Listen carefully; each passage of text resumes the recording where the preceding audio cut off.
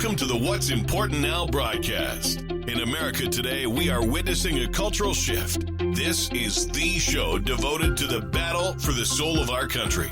Join our host, Tom Sears, as he explains the issues of our day and join the fight to bring values and morality back. Let's join Tom now as he shares what's important now.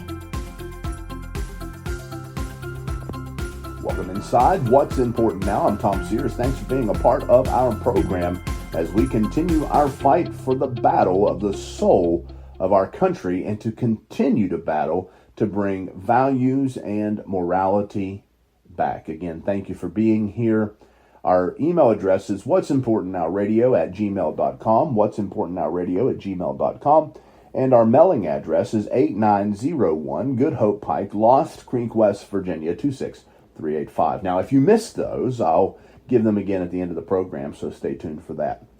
The theme for our program today is the Bill of Wrongs, the left's attack on the First Amendment.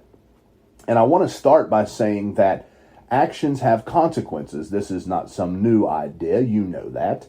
But all the way back in the beginning, when God created everything, we learned that actions had consequences.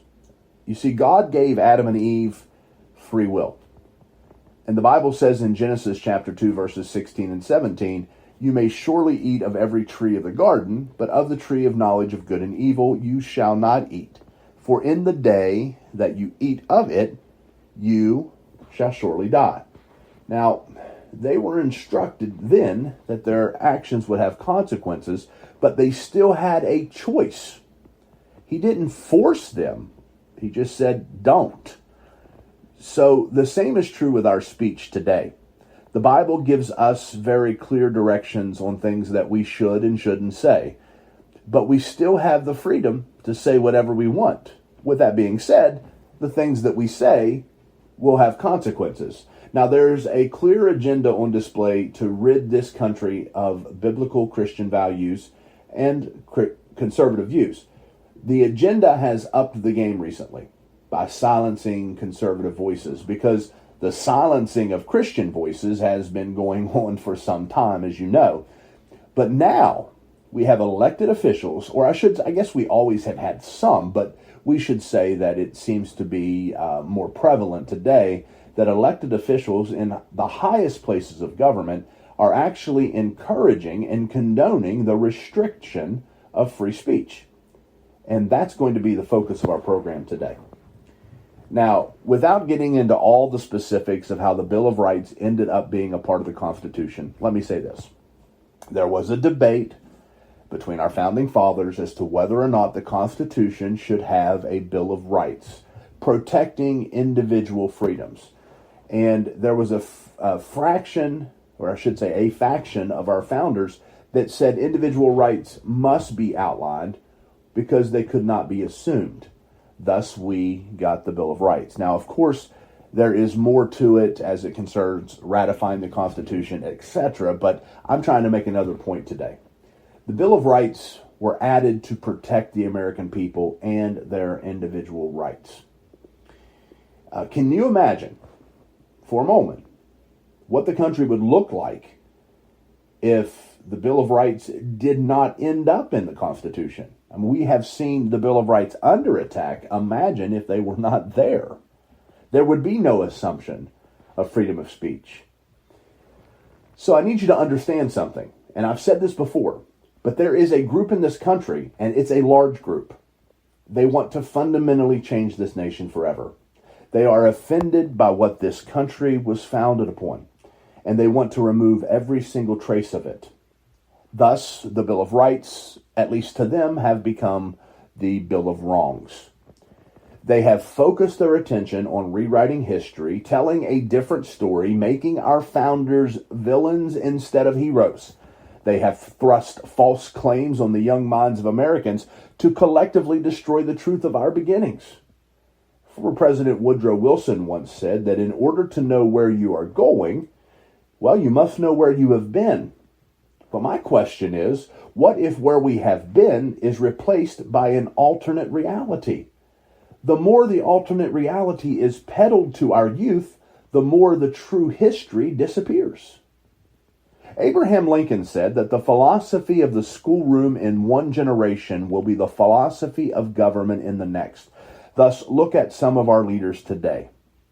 What will the next generation of leaders look like? If we can remove the truth, then the only thing we have to build on is a lie. Ladies and gentlemen, we are witnessing unprecedented times. I've always expressed concern for our country, but my concerns are rising to a whole new level. Free speech is becoming criminal. Social media platforms are being shut down if they oppose the left's lingo. Conservative leaders are being compared to Nazis. And to make a point there, as it pertains to Nazi behavior, the Nazi behavior that is taking place in this country, it's coming from those who are censoring the voices of those who oppose their views. I mean, think about it for a moment. This is exactly what Hitler did. This is what North Korea does. This is what China does. They silence the voices that disagree, and then they control what is being promoted to the citizens. Now, this is tremendous cause for concern. Think about it. There are calls to punish conservative politicians for the attacks on the Capitol. Now, please remember, they were also fearing for their lives. Punish the conservative politicians because a group of bad eggs attacked the Capitol? This is crazy. Former Governor Mike Huckabee recently said that what we should not make, or that we should not make this a right or left issue, but rather we should make it a right or wrong issue. And I completely agree. But unfortunately, those on the other side of this, well, they live in an ivory tower and refuse to see anything they do or support as wrong. Not killing babies, not burning down buildings, not defunding the police, and not silencing conservatives. President Trump, think about this. He was removed from Facebook, Instagram, and Twitter. He's not allowed to tweet, but the leader of Iran is. They can shut down Parler because conservatives were moving to it by the millions, but they won't shut down child porn. Is there anyone else that sees a problem here? And what's next? Do we start removing podcasts, shutting down radio programs? What about media outlets that don't toe the line? Well, they could be shut down too. And if you think I'm kidding, the left is calling for sponsors to pull ads from Fox News. Why? Well, apparently Fox News peddles lies. Now, I'll be the first to say that Fox News isn't perfect and it has its issues, but really? I mean, CNN and MSNBC do nothing but regurgitate the left's agenda over and over and over again. Plus, they can't beat Fox in the ratings, so I guess, well, they need to try to find another way to take them down. You see, this has been the strategy for some time. And I fear that with the left having a monopoly on power in Washington, this country may be on the verge of being changed forever. And please, please, spare me the unified mumbo jumbo. You can't have unity while the president-elect is calling Trump supporters dangerous. Listen, every group has bad eggs. You can't throw out all the eggs because some are bad. The left they don't want to only throw out the eggs, they want to kill the chicken that laid them. People, wake up. This behavior should concern every American, no matter where you stand on the issues. What about my opinion? Does it no longer matter? What about yours? What does it mean for Christians? Now, here's the thing. Christianity has been under attack in this country for many years. And I believe that conservative politicians have been able to stifle that agenda. So I guess it's time to get conservatives out of the picture. Now, I've often said, and I even said it on last week's program, this is not my intention to scare you. But ladies and gentlemen, I think it's time. I think it's time that we should all be scared. Twitter's creator, his name's Jack Dorsey, and he was recently caught on a video explaining what the agenda is. He's recorded as saying, quote, "We are focused on one account right now, but this is going to be much bigger than just one account. And it's going to go on much longer. than just this day, this week, and the next few weeks, and go on beyond the inauguration, end of quote. Of course, the one account that he was talking about was President Trump, but it's clear that there's going to be a deep cleaning of conservative voices. Now, I don't know about you, but I know individuals who have had their Facebook and Twitter accounts blocked. You know, social media giants feel the need to fact check everything. We've seen this following the election, folks. They control what is being promoted to the American public. When Twitter removed President Trump, they said that they felt they had to, because his online words, well, they were causing real world violence. That's hogwash. I will admit that his words stirred his base, but to say his tweets cause violence is a stretch. The hypocrisy comes from the left on this issue, and it's astounding. They were either silent or they condoned the riots of this past summer. And now all of a sudden, they want to condemn. Now all of a sudden, they want conservatives silenced. You know, if you voted for President Trump, you are in the basket that needs thrown away, in their opinion. You know, God help us. Our founding fathers told us that without morality and virtue, the Constitution could not stand. We are witnessing the dismantling of the Bill of Rights.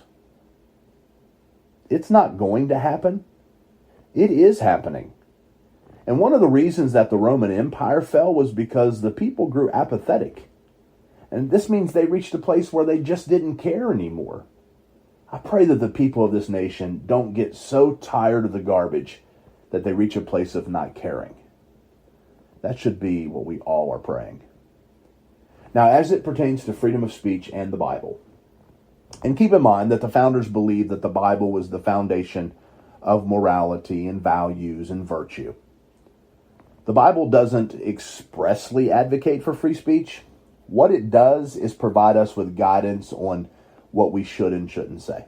And this is important because this was the lens that our founders were looking through. They believed that the Constitution could only stand under this guidance.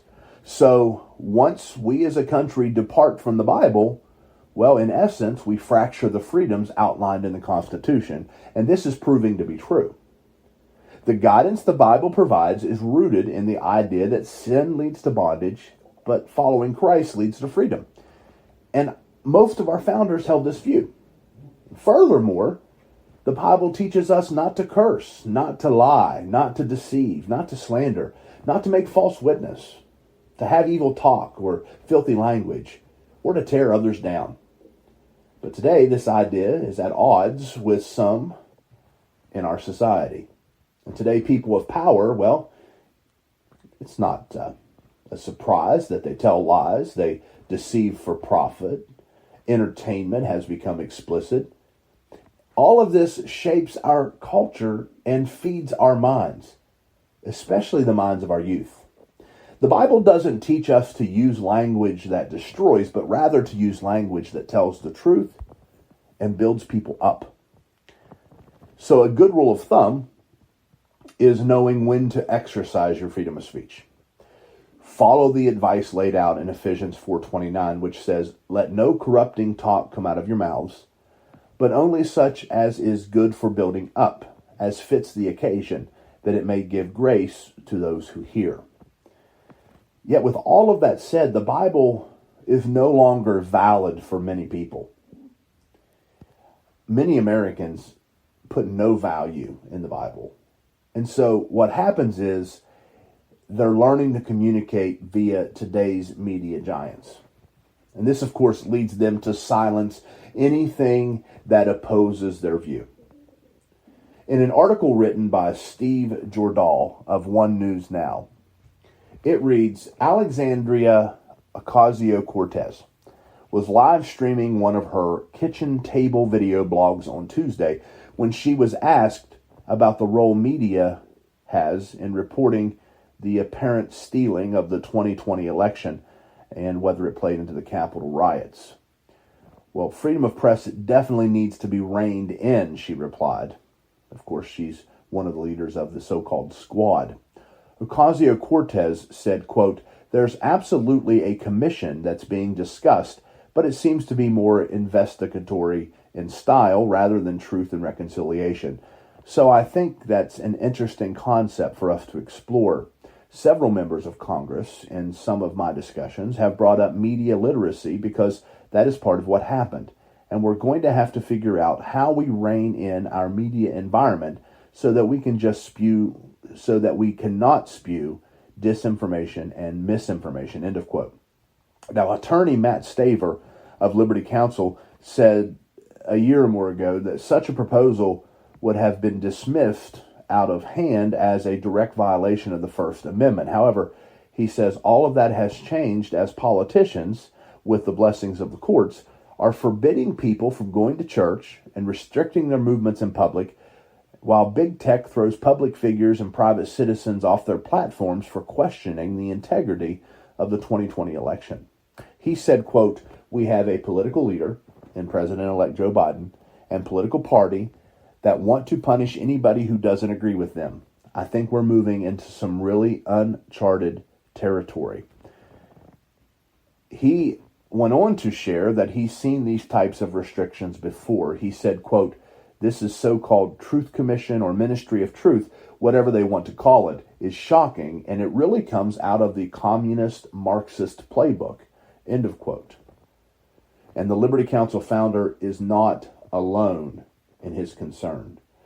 Joe Concha, a columnist, told Fox News, quote, that for Ocasio-Cortez, it's not about being factually correct, it's about what she sees as being right and wrong from a moral perspective. He went on to say that this sort of thing in terms of government regulating speech should stay in China or stay in North Korea, end of quote. New York Post columnist David Harsnell penned, quote, "It's just creepy, not to mention wholly un-American, for an elected official to advocate the state to oversee our political speech. It's also crassly hypocritical. If anyone could use a truth commission, it's Congress," end of quote. And as far as Fox News contributor Tammy Bruce is concerned, the media, quote, an arm of the Democratic Party, end of quote. She calls it already falling into line with the Squad and her fellow leftists. What they're talking about are dissenters, talking about arguments like this, a conversation that critiques and dissents within the framework of what they're doing. But it also exposes the idea of the power that they think they have. And this is now what their job is. Now, Prager University is speaking out as big tech and the left continue their assault on the First Amendment. One News Now is reporting that one group is not a stranger to left-wing big tech and its anti-conservative punishment, and that's Prager University, the conservative-leaning website. It was founded by columnist Dennis Prager, and the website competes against left-wing professors to educate young generations about politics, culture, and religion. The biggest draw of PragerU is its 5-minute mini presentations, also aimed at young adults, that features names such as Ben Shapiro and Dave Rubin. And there's topics such as feminism's effect on the culture, socialism's violent history, and the future of Islam. Craig Strazzeri, chief marketing officer for Prager University, told the Washington Watch program that PragerU has fought big tech since 2016, when its videos were restricted and censored over their displeasing content. Now, almost a year ago, PragerU lost its federal lawsuit against Google and YouTube in a 3-0 appeals court decision, responding to PragerU's complaint that YouTube promotes itself as a free speech platform where everyone deserves a voice. One judge said that is not false advertising, but merely the company's opinion about itself. Now, according to Strazzeri, conservatives did not take the free speech issue seriously as PragerU waged war against the powerful big tech titans. He said, quote, "And here we are in 2021, and we've reached this kind of peak of now people are starting to realize where this is all going. And now it's going from troubling to downright scary, and people's speech is no longer free as it's always been in America, end of quote. Dan Gaynor of MRC Tech Watch told One News Now that Saturday night massacre of Parler reminds him of the Cultural Revolution in China. He said, quote, they ran around, they destroyed statues, sound familiar, changed names of things, erased history because they don't like history, end of quote. Before it's over, he adds that pesky people will get away, or who get away, will be able to erase just like they did in the Cultural Revolution in China. Now, ladies and gentlemen, this is exactly what I'm talking about today. The erasing of truth, the erasing of history. And at some point, the truth will no longer exist because it'll be buried under so many lies. As free speech continues to come under assault, we see Christian organizations also have a target on them. Charlie Butts wrote for One News Now in December 2020 that NBC News released an article listing organizations labeled hate groups by the Southern Poverty Law Center and included various faith-based organizations. Among them, labeled as hate groups, the American Family Association and the Ruth Institute. Now, One News Now at the time spoke with Dr. Jennifer Roback Morris, who heads the Ruth Institute. And she said, quote, NBC News has produced now two pieces that I'm aware of where they're attacking so-called hate groups and so-called anti-LGBT groups for having received paycheck protection money. And in both of those articles, the Ruth Institute is mentioned. And in both of those articles, the American Family Association is mentioned. End of quote. Morse is convinced the network and the SPLC are angling so as a new administration takes over in Washington, it will demand that religious organizations pay back the money.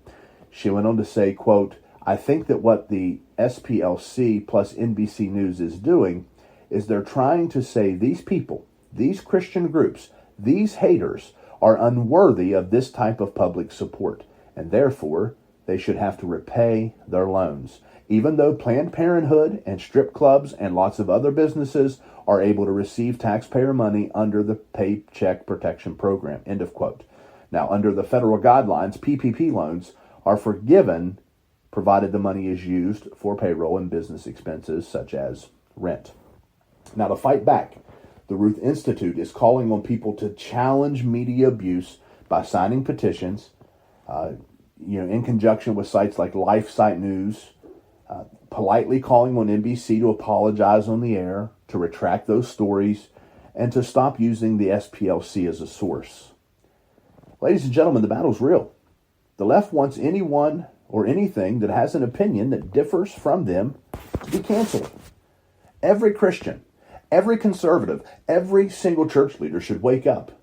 This is not going away, but it will get worse. Now, what can we do to help? Or I should say, what can you do to help? Well, first, pray. Because there's nothing more moving than prayer. Pray like your freedom and your life depend upon it, because they do.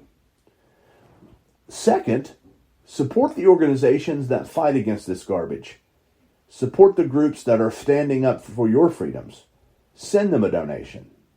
They have lawyers that challenge all of these ridiculous ideas that are pushed on us.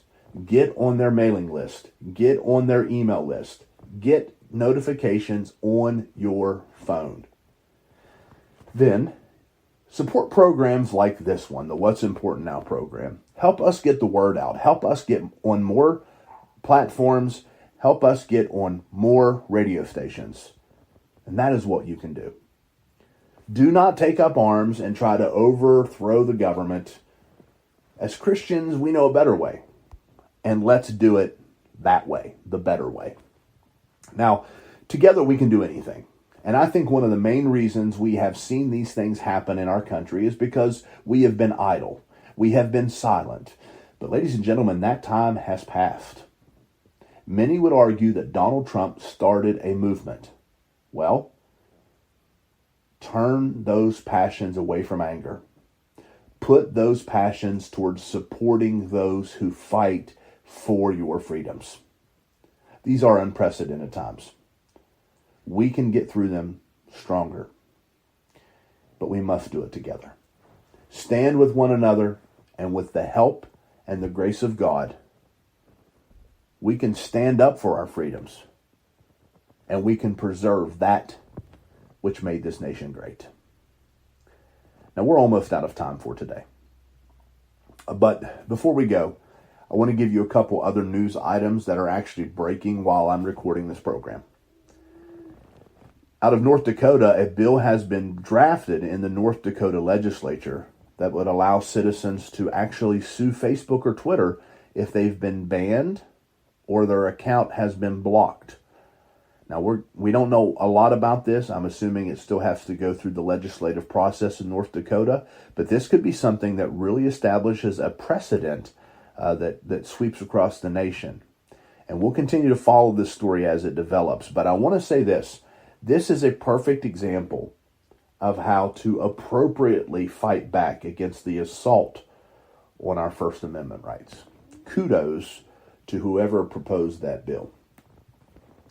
Also, during this program, it's breaking that Iran has launched missiles near a U.S. carrier. Now, I guess near is defined as about 20 miles out.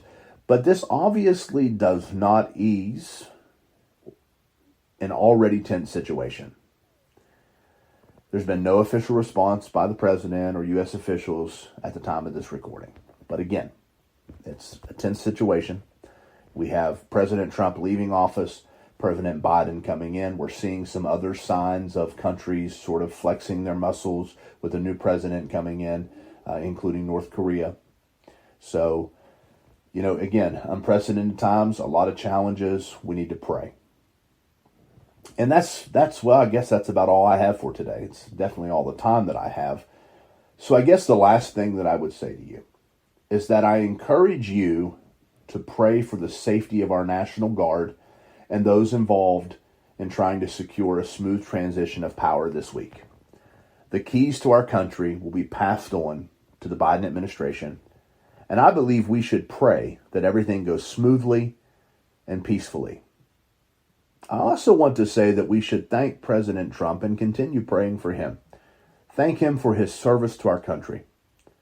And at the same time, we should be praying for President-elect Joe Biden as he enters office. The truth is, I will fight against his policies on this program, Lord willing, over the next 4 years. And I will argue that some of the policies he's enacting are not what's good for this country. That's inevitable. It's going to happen. But I will also do my best to be respectful to the office he serves in and to continue praying for him as he serves. May God bless them and our country. And may they seek the counsel of Almighty God. Well, I want to thank you for being a part of our program. We have started a daily news update on our podcast platforms, especially on the Anchor.fm podcast platform. So I encourage you to check it out there.